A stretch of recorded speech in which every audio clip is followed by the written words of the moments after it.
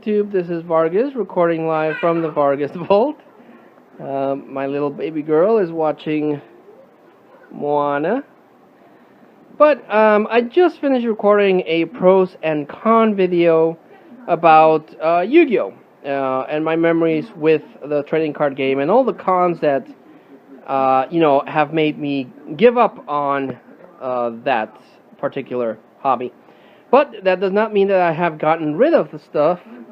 I did share some things, but now I wanted to go, in depth into each of them. Now, I mentioned these. These are the starter decks for Yu-Gi-Oh!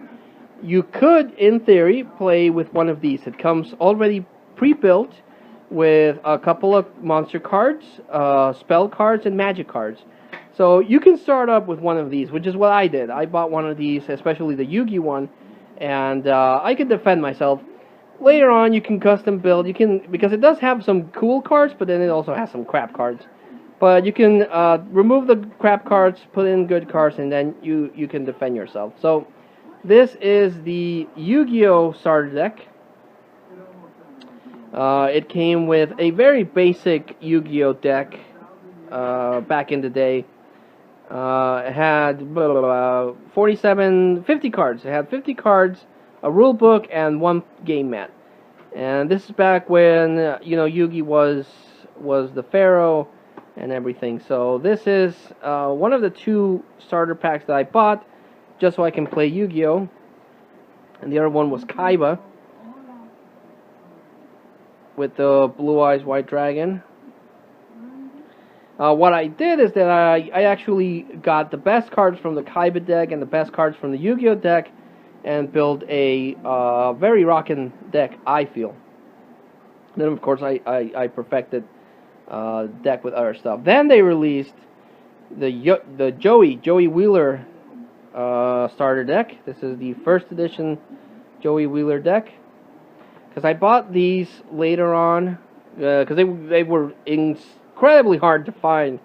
I wanted one of these as soon as I knew that they existed, but I couldn't find the damn things. So these are not first editions, but these I found as soon as they released. This was actually the last Joey pack that was at the store. And so it was from, I don't remember if it was from a Target or a Walmart, so you could see that it's pretty beat up. But that's how it was new. The other one I bought is the Pegasus deck. Also kind of beat up, but that's how I bought it new. And this one had tunes. The Tune World was the big thing from Pegasus. So these four are the original Yu-Gi-Oh! Cards that I bought. Then recently, I think I showed these in a collection pick-up video. I picked up this one, and this is the Emperor of Darkness structure deck. Has a bunch of cards, angel and demon cards. But like I said in the con video, any religious elements are taken off, so nothing of that. And this is the one that I haven't opened. The other one I bought, first edition, the Yu-Gi-Oh! Pendulum Domination Structure Deck. And this is where because I was curious about Yu-Gi-Oh! And I saw this at a Walmart, and I had a couple of dollars to spend, so I was like, I haven't bought a Yu-Gi-Oh! Deck in a while, I'm going to buy these. And I did.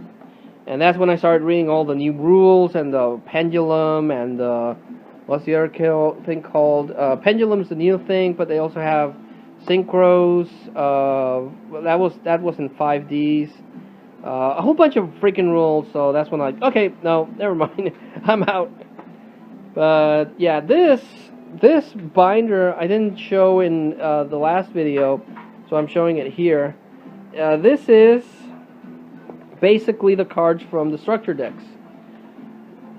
I really got into it when I printed out a checklist, but these are all the cards that were in the starter decks.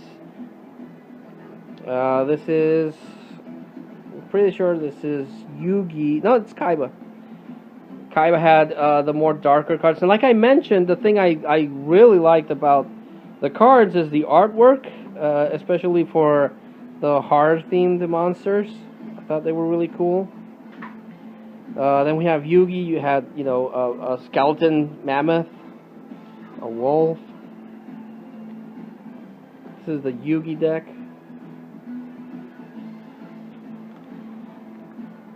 Man-eater bug was really popular back in the day because when you attacked it face down, it could kill a monster on the field. Then this is the Joey deck,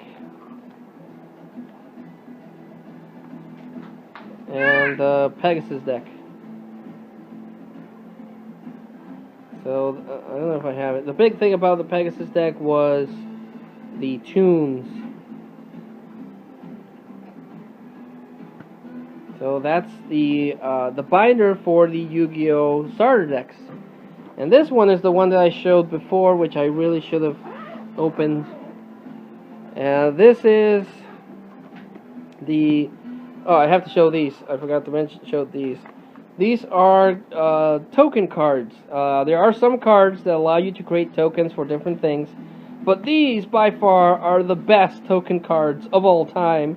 Because they have yours truly on the cover there. I got these at Comic-Con.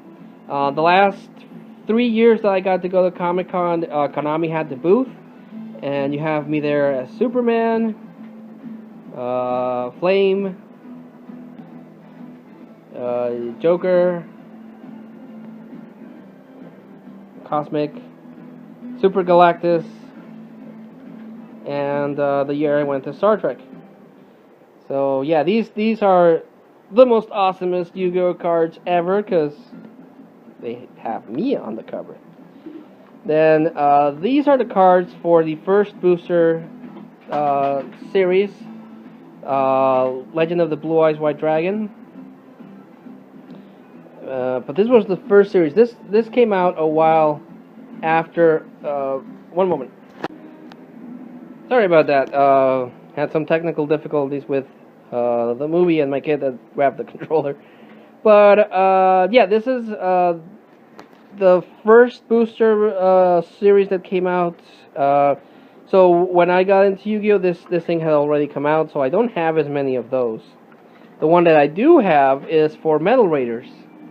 When I got into Yu-Gi-Oh, this was the booster pack that was on sale at the time, and so this is the one that I invested the most money on. I have a couple of cards. I have Summon Skull and Shiny, Harpy Later Sisters and Shiny, and this is the most complete booster series that I have. I'm only missing like 5 of them, but I have where are they? Yeah, I have all 3 of the parts for Gate Guardian, but I don't have the Gate Guardian itself. So any blank space is a space that I just don't have the card for. But this is by far the most complete of the card series for this one. I have Catapult Turtle in Shiny, Time Wizard. This is the card that Joey used a lot. A Karibo in Shiny. So yeah, this for the longest time was my project to complete the Metal Raider series. But yeah, some of those cards to this day are really hard to find. I have Soul and Judgment, Magic Jammer, Horn of Heaven. The only thing I'm missing is 7 Tools of the Bandit. And I have Thousand Dragon, but I'm missing Gate Guardian, which sucks, but yeah. The next one is Magic Ruler. Also got into this one because this was the second booster that came out when I started playing Yu-Gi-Oh!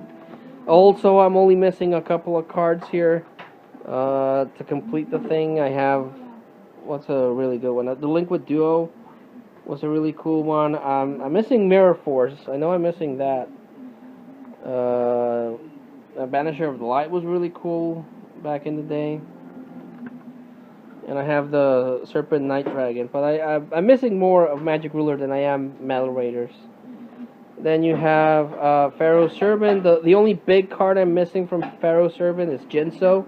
Jinso was a secret rare. And of course that one is the best card. I don't know if it's banned, but it was the best card because it negated trap cards, which is weird because Jinso released in a booster series that was full of trap cards, so that seemed very weird to me at the time. But yeah, so this is, I actually found this at the floor of a Target, a Buster Blader. It's beat up, but I like the design of that.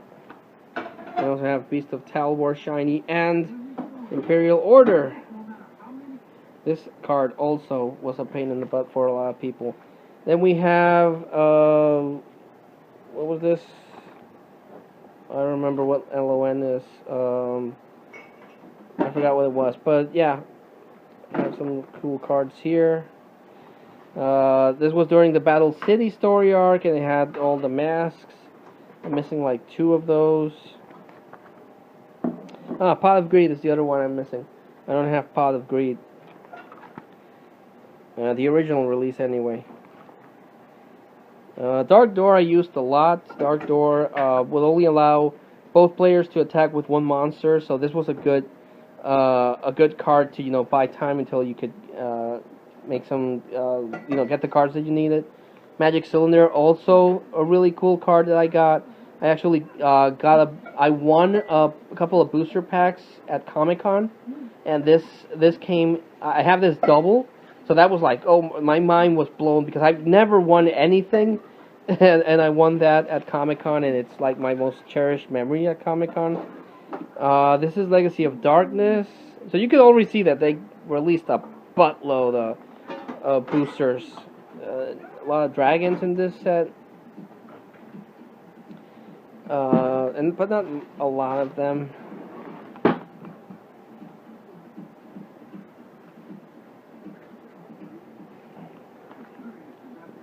I like this card. Now we're into, I think this is Pharaoh's Guardian. This is when they started introducing a little bit more of the horror cards. You got mummies. Sasuke Samurai. Now this is something that for my gamer buddies, I'm pretty sure you recognize the Sasuke Samurai, because this was part of Konami's Goemon series. Konami owns both Goemon and Yu-Gi-Oh! So they would do crossovers. Oddly enough, they would release cards based on the characters of the Konami games. So you have things like Sasuke from Goemon, and you had Gradius. There's a Gradius card out there, and there's kind of Metal Gear themed things. So I thought it was pretty cool. But this one had more hard things. We got this thing, this Cronenborgian thing.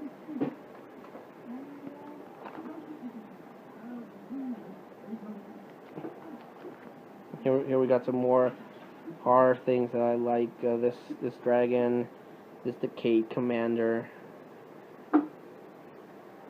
Zombie Tiger. This thing. I just really like the artwork on some of these cards. I got this dragon I thought was cool, and this dragon, and then this thing. They also have a bunch of vampire cards. Another shiny XYZ dragon.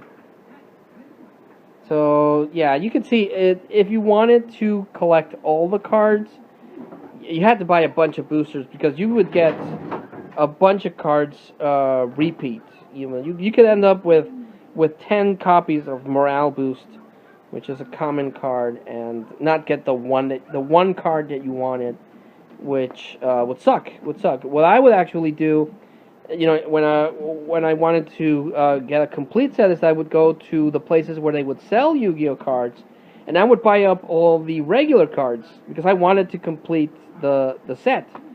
So I would buy all the regular cards cheap, and then try to track down the more expensive cards. But sometimes I couldn't afford that, so I didn't.